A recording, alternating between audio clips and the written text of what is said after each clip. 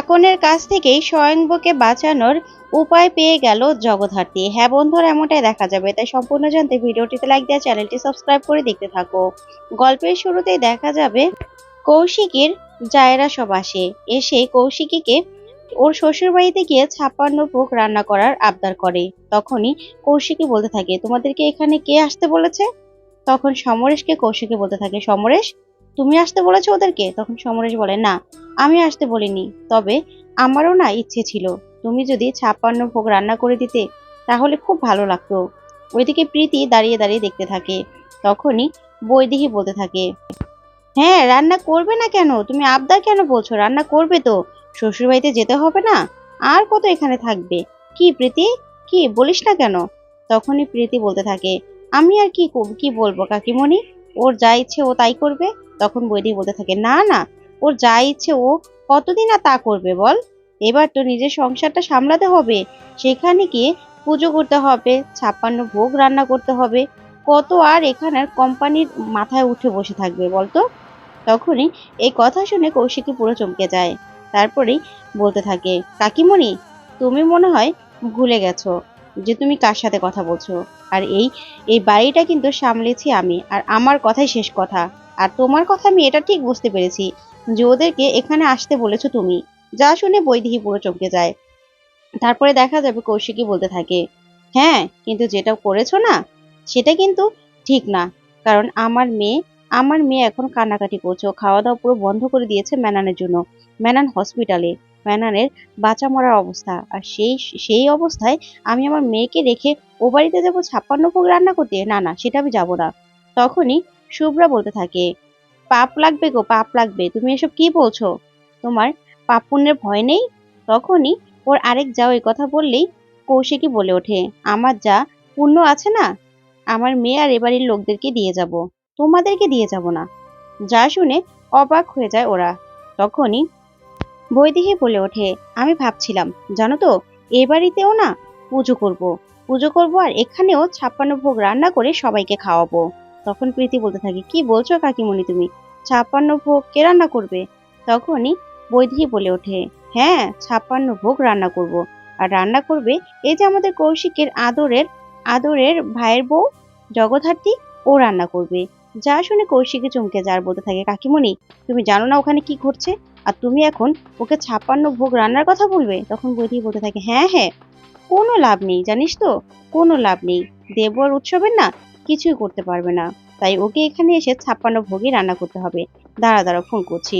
ওইদিকে দেখা যাবে দেবও বলতে থাকে, আর মাত্র আধা ঘন্টা বাকি আছে, আমাদেরকে এখান থেকে যেতে দাও সসম্মানে, না হলে কিন্তু তোমার স্বামী স্বয়ংবর ফেসে যাবে। তখন এই কথায় জগদ্ধাত্রী পুরো অবাক দৃষ্টিতে তাকিয়ে থাকে আর বলতে থাকে, এই দেবু একদম মেরে এখানে রেখে দেবো, মেরে একদম পুঁতে দেবো, বুঝেছো? পুঁতে দেবো। তখনই দেবু বলতে থাকে, কিচ্ছু করতে পারবে না তুমি, কিচ্ছু করতে পারবে না, বুঝেছো? তুমি আমার গায়ে টোকা পর্যন্ত দিতে পারবে না। আর এমন ফাঁসানো ফাঁসিয়েছি না, আর এমন কেচ্ছা করব না যে তোমার আর স্বয়ংবর জীবন একদম শেষ হয়ে যাবে। তাই বলছি কি, আমাদেরকে ভালো ভালো যেতে দাও, তাহলে আমরাও ভালো থাকবো আর তোমরাও ভালো থাকবে। যা শুনে জগদ্ধাত্রী পুরো অবাক হয়ে তাকিয়ে থাকে। তারপরে দেখা যাবে জগদ্ধাত্রীকে ফোন করে বৈদেহী। ফোন করলে জগদ্ধাত্রী ফোনটা রিসিভ করে বলতে থাকে, হ্যাঁ বলুন। তখন বৈদেহী বলতে থাকে, কি হলো, কি করছো ওখানে? ওখানে কিছু করে কোনো লাভ নেই, বুঝেছো? এখানে চলে এসো। আমি ভাবছি কি যে বাড়িতে পুজো করব, রাধা মাধবের পুজো করব, আর তুমি সেই পুজোতে 56 ভোগ রান্না করবে। যা শুনে জগদ্ধাত্রী রেগে যায় আর বলতে থাকে, ফাজলামো করছেন আপনি, আপনি জানেন না এদিকের কি অবস্থা? আপনি কেন করছেন এসব, কেন করছেন? আপনি জানেন এদিকে কি ঘটেছে? তখন বৈদেহী বলতে থাকে, আমি সব জানি, আমি সব জানি, বুঝেছো? তাই তো বলছি যে তুমি না কিচ্ছু করতে পারবে না। তুমি উৎসব আর দেবুকে সসম্মানে বাড়িতে পাঠিয়ে দাও, তারপরেই সবাই মিলে একসাথে সুখে সংসার হবে। আর ওই যে স্বয়ংবর, আমার ছেলে তো, তুমি আমাকে মা বলছো না কেন? মা বলো, মা বলো। আর ও সুখে শান্তিতে এখানে সংসার করবে, তাহলেই তো হয়ে যাবে। আর তুমি ওই কাজটা ছেড়ে বাড়িতে চলে এসো, 56 ভোগ রান্না করবে। তখন জগদ্ধাত্রী বলে, আপনি বুঝতে পারছেন কি কথাগুলো বলছেন? আর আপনি জানেন না এখানে কি ঘটেছে? তখন বৈদেহী বলতে থাকে, আমি সব জানি, বুঝেছো? আমি সব জানি। তাই এবারের মতো তুমি আর ওদের কিছুই করতে পারবে না, ওদেরকে ছেড়ে দাও। তাই আমার কথাটা পুরোলো, মোটে গাছটি নুরলো। তখন এই কথা শুনে জগদ্ধাত্রী অবাক হয়ে বলতে থাকে, শুনুন মা, আপনি আমার শ্বশুরের টাকায় সবসময় আয়েশ করেছেন আর টাকা উড়িয়েছেন আর গহনা কিনেছেন আর কিছুই করতে পারেননি। এই কথা শুনে বৈদেহী বলতে থাকে, শোনো জগদ্ধাত্রী, আমি জানি তুমি আমাকে ছোট করার জন্য এসব কথাগুলো বলছো, কিন্তু কোনো লাভ হবে না, বুঝেছো? ওই কাজ করে কি হবে বলো? ক্রিমিনালদের ধরে আর কি হবে? তুমি বাড়িতে চলে এসো, আমরা একসাথে সবাই হৈ হৈ করব, পুজো করব। আর 56 ভোগ রান্না করতে হবে কিন্তু। এই বলে বৈদেহী ফোনটা রেখে দেয়।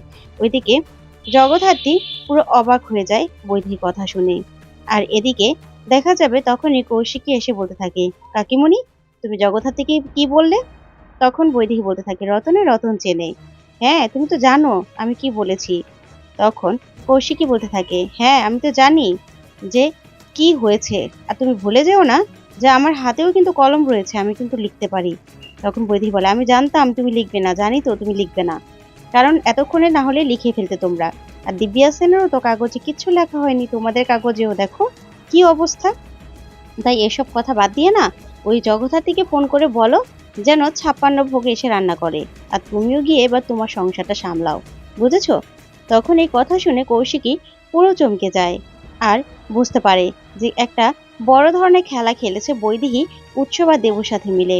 তখন কৌশিকী সাথে সাথেই জগদ্ধাত্রীকে ফোন করে, ফোন করলে জগদ্ধাত্রীকে বলতে থাকে, জগদ্ধাত্রী ওদিকে কি অবস্থা? তখন জগদ্ধাত্রী বলে, বর্দি আপনি তো সবই জানেন, আর কি বলবো বলুন, ওরা স্বয়ংবরকে ফাঁসিয়ে দিয়েছে, পুরো মতে ফাঁসিয়ে দিয়েছে, এখন আমি কি করব? তখন কৌশিকী বলে, জগদ্ধাত্রী তোমার উপর আমার পুরো ভরসা আছে, তুমি চোখ কান খোলা রেখে তুমি ভালো করে সবটা শোনো, সবটা শোনো। আমি আমি আশা করছি যে তুমি এই থেকেই কোনো না কোনো ক্লু ঠিক পেয়ে যাবে, আর কোনো না কোনো ভাবে এই কেসটার সুরাহা তুমি পেয়ে যাবে। তুমি একদম চিন্তা করো না, তোমার আইকিউ, তোমার সিক্স সেন্স সবকিছু কাজে লাগাও, আমি জানি তুমি পারবে। তুমি বাড়িতেও জিতবে আর ডিপার্টমেন্টেও জিতবে। তখন জগদ্ধাত্রী বলতে থাকে, কি বলছেন বর্দি, বাড়িতে? তখনই কৌশিকী বলতে থাকে, হ্যাঁ বাড়িতেও তুমি 56 ভোগ রান্না করবে, আমি তোমাকে শিখিয়ে দেখবো, দেখবে তুমি ওখানেও জিতবে আর এখানেও জিতবে। তখন এই কথাগুলো শুনে জগদ্ধাত্রী অনেকটা ভরসা পায় আর বলতে থাকে, ভালোবাসি বর্দি, আপনাকে আমি অনেক ভালোবাসি। তখন কৌশিকী বলতে থাকে, আমিও তোমাকে অনেক ভালোবাসি জগদ্ধাত্রী, তুমি একদম ভেঙে পড়বে না, একদম চিন্তা করবে না। তারপরে ফোনটা রেখেই ভাবতে থাকে জগদ্ধাত্রী কি করবে। ওইদিকে দেখা যাবে কাকন বসে বসে ড্রয়িং করছিল আর কাঁদছিল। তখন সেখানে জগদ্ধাত্রী এসে কাকনকে বলতে থাকে, কাকন তুমি ভয় পাচ্ছ কেন, কি হয়েছে? তখন কাকন জগদ্ধাত্রীকে বলতে থাকে, মেনন আঙ্কেলের জন্য ভয় পাচ্ছি, ডক্টর বলেছে মেনন আঙ্কেল বাঁচবে না। তখন জগদ্ধাত্রী বলতে থাকে, না তোমার মেনন আঙ্কেলের কিচ্ছু হবে না, তুমি দেখো তোমার মেনন আঙ্কেল ঠিক ভালো হয়ে যাবে, তুমি একদম চিন্তা করো না। এই বলে কাকনকে জড়িয়ে ধরলেই কাকনের সে ড্রয়িং করা ছবিটা দেখেই জগদ্ধাত্রী বলতে থাকে, আচ্ছা কাকন, তুমি আমাকে বলতে পারবে সেদিন কি হয়েছিল, কি হয়েছিল বলো? তখন কাকন বলতে থাকে, 3টা গুন্ডা ছিল, কথা বলছিল। ঠিক তখনই চন্দ্রনাথ আর বৈদেহী চলে আসে আর চন্দ্রনাথ এসে বলতে থাকে, এতটুকু একটা মেয়েকে ইন্টারোগেট করা হচ্ছে। তখন জগদ্ধাত্রী বলে, ভুল করছেন আপনি, ইন্টারোগেট করা বলে না, ওকে আমি জাস্ট জিজ্ঞাসা করছিলাম ওই দিন কি ঘটেছিল, কারণ আমিও শিক্ষিকা, ওকে আমি এই ভাষাগুলো আমি শিখিয়েছি, তাই আমি জিজ্ঞাসা করতেই পারি, আপনারা এই বিষয়ে কিচ্ছু বলতে পারেন না। তখন বৈদেহী বলে, যত কিছুই করো না কেন কিচ্ছু করতে পারবে না, তুমি কিচ্ছু করতে পারবে না। তাই এসব নিয়ে মাথা ঘামিয়ে তুমি বাড়ির কথা চিন্তা করো, সংসারের কথা চিন্তা করো। ঠিক তখনই দেবু হাসতে থাকে আর বলতে থাকে, জগদ্ধাত্রী এবার হেরে গেছে, কিচ্ছু করতে পারবে না, গো হারা হেরে গেছে। যা শুনে জগদ্ধাত্রী অবাক হয়ে দেবুর দিকে তাকিয়ে থাকে। তো বন্ধুরা, আজকের আপডেটটি কেমন লাগলো অবশ্যই কমেন্ট করে জানাতে ভুলবে না। ধন্যবাদ।